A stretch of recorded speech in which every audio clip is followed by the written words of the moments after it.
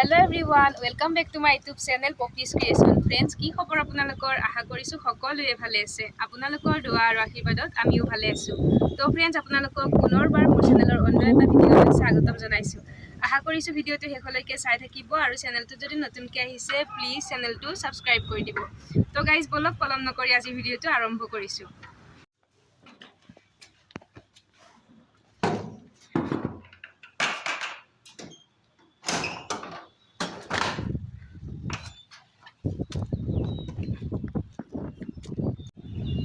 Good morning friends, আজি ৰাতিপুৱা ভিডিঅ'টো আৰম্ভ কৰিছোঁ আৰু এয়া গা পা ধুই উঠি ওপৰত আহিলোঁ কাপোৰ মেলিবলৈ।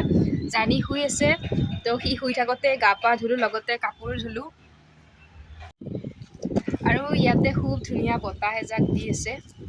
চাৰিওফালৰ পৰিৱেশটো মই আপোনালোকক দেখুৱাই দিছোঁ। পিছফালৰ কথাটো নকওঁৱেই, বহাগ মাহ বুলি পূৰা গোটেই একদম সেউজীয়া হৈ উঠিছে। তো গাইজ, প্ৰথমতে কাপোৰখিনি মেলি দি লওঁ, তাৰপিছত আৰু কি কৰোঁ গোটেইখিনি দেখুৱাই থাকিম। স্কিপ নকৰাকৈ শেষলৈকে চাই থাকিব। লগ পাইছোঁ।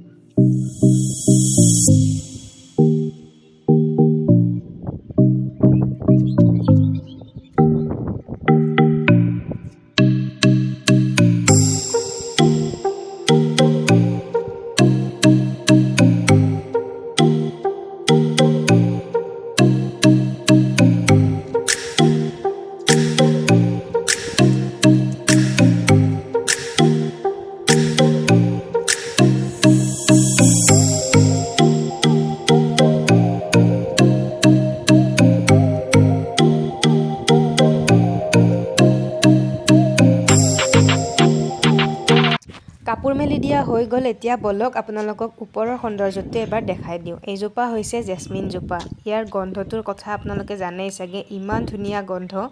এইফালে ফুলি আছে গোলাপজোপা আৰু এইফালে আছে কিবা কিবি ফুল। আজিকালি ওপৰত আহি খুব ভাল লাগে। লগতে এইফালে পাহাৰখনৰ সৌন্দৰ্যৰ কথাটো মই নকওঁৱেই।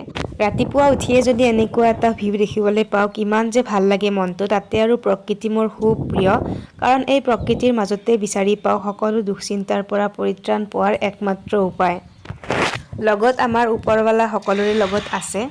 এই বিশ্বাসটো ৰাখিয়ে জীৱনটোত আগুৱাই গৈ আছোঁ। তো গাইজ, কাপোৰ মেলি দিয়া হৈ গ'ল। এতিয়া বলক ভিতৰলৈ যাওঁ। জানি কি কৰিছে, লগতে চাহ তাহ খাওঁ। আৰু যোৱাৰ আগতে দৰজাখন লগাই থৈ যাব লাগিব, কাৰণ যিটোহে বতাহৰ উৎপাত। আৰু এইফালে ভিতৰত আহি দেখা পালোঁ জানি সাৰ পাই গ'ল, আৰু সাৰ পাই উঠিয়ে তাৰ মুখৰ পৰা পাপা ওলাই কোন এইটো? পাপা। হা?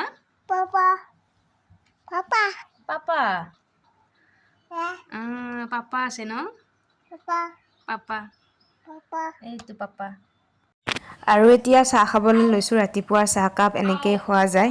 ৰুমত থাকিলে আৰু পিঠা চিঠা বনোৱা নাযায়। এনেকৈ বিস্কুট, ব্ৰেড, কেক, কেতিয়াবা অ'টছ খোৱা যায়। এনেকৈ খাওঁ লাইটকৈ। আৰু জানি শুই থকা বাবে মই ৰুম চুম চাফা কৰা নাছিলোঁ। তো এতিয়া ৰুম ঝাৰু মাৰি লওঁ, লগতে চাফা কৰোঁ ৰুম চুমবিলাক। জানিৰ কাৰণে একদম ভালে নাথাকে। জানে আৰু জানিৰ নিচিনা ল'ৰা ছোৱালী থাকিলে ঘৰত কেনেকুৱা অৱস্থা হয়।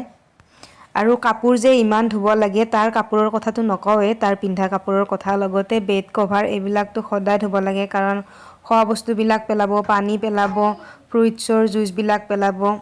লগতে এতিয়া সকলো জানিবলৈ আগ্ৰহ কৰে। সকলো কাম আমি যি কৰোঁ সেইটো কাম কৰিবলৈ আহিব। তেতিয়া এটা কামৰ জেগাত আৰু 10টা কাম বাঢ়িব। এইখিনি সময়ত এনেকুৱাই হয়, তাৰ বয়সে সেনেকুৱা। সকলো বস্তু জানিবলৈ ইচ্ছা কৰে। কোনটো কি বস্তু, ক'ত কি বস্তু থৈ দিছোঁ, মানে একদম পিট পিটাই ঘূৰি ফুৰে। গাইজ, কি ক'ব, তাৰ কাণ্ড কাৰখানাৰ কথা কৈ থাকিলে শেষ নহ'ব। ভালো লাগে এইখিনি সময় জীৱনৰ আচল, মানে একদম ভাল লগা সময় জীৱনৰ। আৰু এইখিনি সময়ে জীৱনৰ আটাইতকৈ ভাল লগা সময় মাক বাপেকৰ কাৰণে। জানি আমাৰ জীৱনত অহাৰ পিছৰে পৰা কিমান যে ভাল লগা হৈছে জীৱনটো। সি অহাৰ পিছৰে পৰা আগৰ যিটো জীৱন আছিল, সেইটো জীৱন একদম সম্পূৰ্ণ বেলেগ হৈ এতিয়া আৰু এটা বেলেগ জীৱন পাইছোঁ। জীৱনটোৱে সলনি হৈ গৈছে। এতিয়াতো জানি শুই থাকিলেও মাজে মাজে আমাৰ বেয়া লগা হৈছে, কাৰণ শুই থাকিলে হাল্লা কৰা মানুহ নাই। শুই থাকিলে একদম শান্ত হৈ থাকে। শুই থাকিলে আৰুতো জানে কিমান বেছি মনত পৰে কথাবিলাক। কেতিয়াবা যদি গালি দিওঁ, ধমকি মাৰোঁ, এইবিলাক কথা মনত পৰি তাৰ মুখৰ ফালে চাই নিজৰে দুখ লাগে। আৰু শুই থাকিলে এনেকুৱা ভাৱ হয় তাৰ মুখৰ ফালে চালে, যে কিয় ধমকি মাৰিছিলোঁ, কিয় গালি দিছিলোঁ, কিয় খং কৰিছিলোঁ। এই মাছুম মুখখনক আমি খং কৰোঁ। তো এনেকৈ দিনবিলাক পাৰ কৰিছোঁ, তাক ভালে ৰাখক আল্লাই, সেয়া দোৱা কৰোঁ। আৰু এইফালে মই চাই থাকোঁতে জানি কি কৰিলে চাওকচোন, বিলাহী এটা আনি তলত পেলাই দিলে। জানি বিলাহী কিয় পেলাই দিছা? আৰু গাইজ এইটো চাওক, মানে চাজাত ৰৈ গৈছে, বস্তুটো তলত নপৰিল। কিমান যে বস্তু এনেকৈ চাজাত ৰৈ আছে গাইজ, কিমান যে পেলায়। আৰু এতিয়া বিলাহীটো আনি দিব লাগে, কান্দি আছে। কি ক'ব উৎপাতৰ কথা। আৰু এতিয়া ঘৰ চাফা কৰি মই এইফালে কাটিবলৈ লৈছোঁ তৰমুজ। এয়া তৰমুজটো একেবাৰে ৰঙা। আৰু জানিক অলপ আগতে মই মাৰ ভাত খুৱাইছোঁ, এতিয়া তৰমুজ দিও খায় নে নাখায়। কেতিয়াবা খাই ভাল লাগিলে, কেতিয়াবা নাখায়।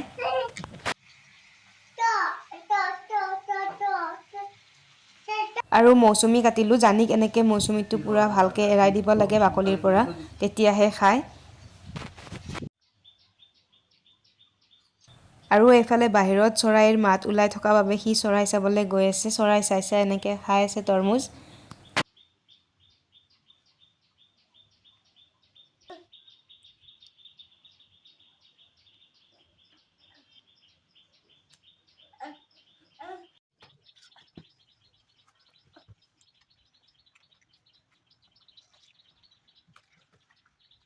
আৰু এইফালে মই ভিডিঅ' বনাই থকা দেখি সি ভাবিছে ভিডিঅ' কল কৰিছে আৰু দি আছে আপোনালোককো।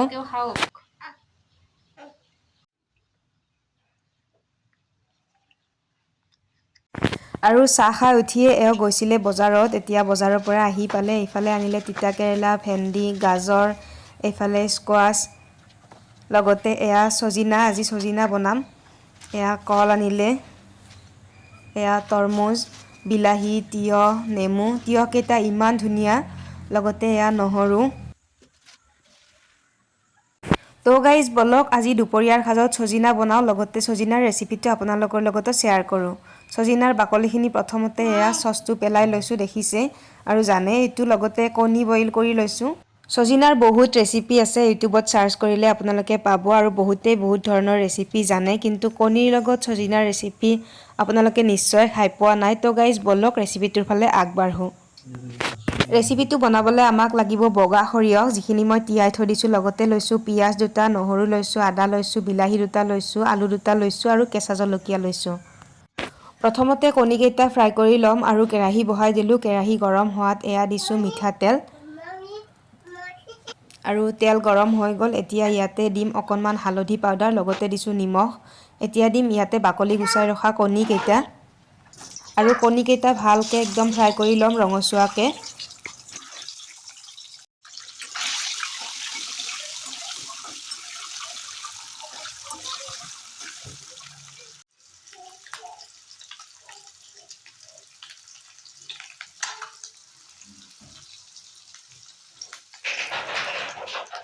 আৰু এয়া মোৰ কণীকেইটা ফ্ৰাই কৰা হৈ গ'ল, দেখিছে একেবাৰে ৰঙাকৈ ফ্ৰাই কৰিছোঁ। এতিয়া কণীকেইটা উঠাই থৈ দিলোঁ,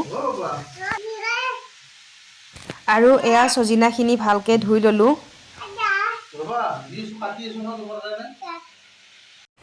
আৰু এতিয়া একেখিনি তেলতে আলুকেইটা ফ্ৰাই কৰি ল'ম, ডাঙৰকৈ ৰাখিছোঁ পিচকেইটা। লগতে এটা পেষ্ট বনাই ল'লোঁ, য'ত লৈছোঁ পিঁয়াজ, আদা, নহৰু, বিলাহী আৰু সৰিয়হখিনি, লগতে লৈছোঁ কেঁচা জলকীয়া কেইটা। এয়া মোৰ আলুখিনিও ফ্ৰাই কৰা হৈ গ'ল। আৰু এতিয়া একেখিনি তেলতে, তেল যিহেতু গৰম হৈয়ে আছে, ইলাচি তিনিটা দিলোঁ, লগতে দিছোঁ দুখিলা তেজপাত, দুটা শুকান জলকীয়া, আৰু দিম এয়া গোটা ধনিয়া আৰু গোটা জিৰা। এইখিনি অলপ গৰম হোৱালৈকে ভাজি থাকিম। আৰু এতিয়া এইখিনি গৰম হৈ গ'ল, এতিয়া ইয়াতে দিম কাটি লোৱা চজিনাখিনি। চজিনাখিনি বহাই দি লগতে ইয়াতে দিলোঁ সোৱাদ অনুযায়ী নিমখ।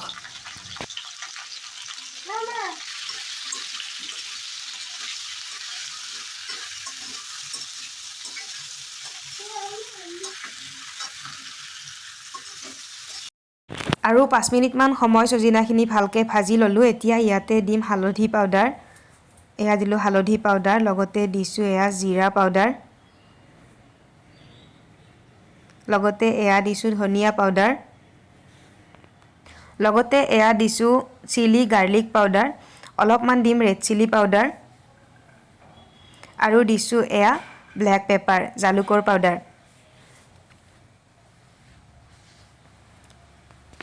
মছলাখিনি দি আকৌ এতিয়া 5 মিনিটমান সময় ভালকৈ লৰাই লৰাই ভাজি ল'ব লাগিব। জুইটো একেবাৰে ল' ফ্লেমত ৰাখিছোঁ দেখিছে, যাতে ভালকৈ ভাজি লোৱা যায় গোটেইখিনি বস্তু। আৰু এয়া সম্পূৰ্ণ 10 মিনিটমান পিছত ভাজি লোৱা হৈ গ'ল। এতিয়া ইয়াতে দিম আমি বনাই ৰখা পেষ্টটো, সৰিয়হ, বিলাহী, আদা, নহৰু, সেইটো পেষ্টটো যিটো বনাই লৈছিলোঁ। আৰু জানিয়ে দিগদাৰ কৰি থকা বাবে পেষ্টটো বনাওঁতে দেখুৱাব নোৱাৰিলোঁ। আৰু পেষ্টটো এতিয়া দি আকৌ 5 মিনিটমান সময় ভালকৈ ভাজি ল'লোঁ দেখিছে। লগতে এইফালে ভাত বহাই দিছোঁ। পেষ্টটো এতিয়া সম্পূৰ্ণভাৱে ভাজি লোৱা হৈ গ'ল। এতিয়া ইয়াতে অলপ অলপকৈ পানী দিম।